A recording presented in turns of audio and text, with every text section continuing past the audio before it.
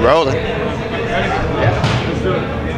Eric Kynard, USA. Eric, talk about today's performance. It was good enough to win. I was consistent. I only had one miss, and it worked out in my favor today. I think at this time of the year, everybody's a little worn out, and whoever can maintain, can be the victor. Like I say all the time, in the high jump, there is no clear person from my perspective who's just clearly better than the rest. Anything can happen on any given day, and you just have to be ready to compete at a high level, be consistent, and just figure it out. Well, you're right. It's been sort of there hasn't been one dominant figure in the high jump, so you never know who's going to win, which I think makes it very exciting. Yes, and especially with the new point structure, it makes it that much more interesting coming down to the final, because things are closer and it's a lot more on the line. Now when you get down to the final, it's not one guy who's going to clearly win, whether he comes in last or third or whatever. Now everybody has to, here today, whoever won, and it worked out. So Eric, it's been a long season. I remember I saw you walking down the street in Portland trying to find a restaurant, and that was the World Indoor Championships. I mean, you were jumping in, you were tired in. So, talk about the season, and I've been asking everyone as a reflection, what do you give it from a 1 to a 10?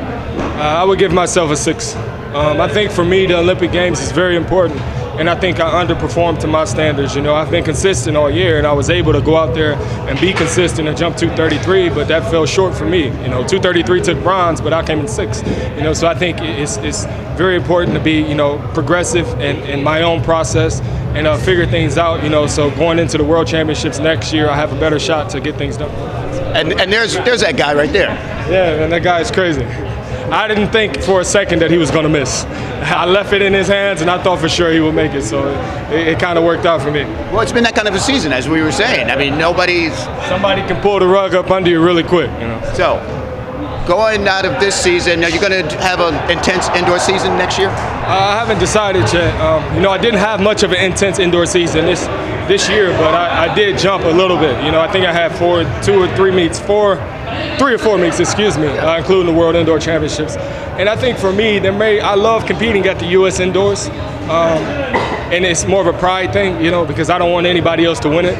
But there's not much to gain from it. I hold it in high regards, but for timing and for training purposes, it's very difficult to, get yourself ready for it.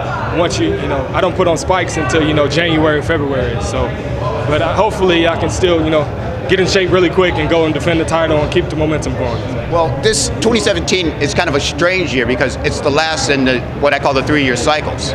So it's almost like you really got to do something next year. Otherwise, now if you don't, you got to sit out a year. You got to sit out a year, so it's crazy. And the problem is that these guys aren't going away. We're all 25, 26 years old, so we're going to keep going at this for another 5 or 6 years. And there's also somebody else sitting just below in the ring. Yeah, man, that guy, I don't know his name, but the young guy, he jumped 226 today, I believe. He looked really good. So it's people coming up. There's always somebody out here looking to take your spot, kind of looking at you and aiming for you. And jumpers from Asia. All over the world, so you kind of have to be cognizant of what you're doing to focus on your process always. Well, Eric, you always bring excitement to the table when you show up, and I'm looking forward to seeing you jump next year. Thank you. I appreciate it. Have a good day. God bless. Thanks, man.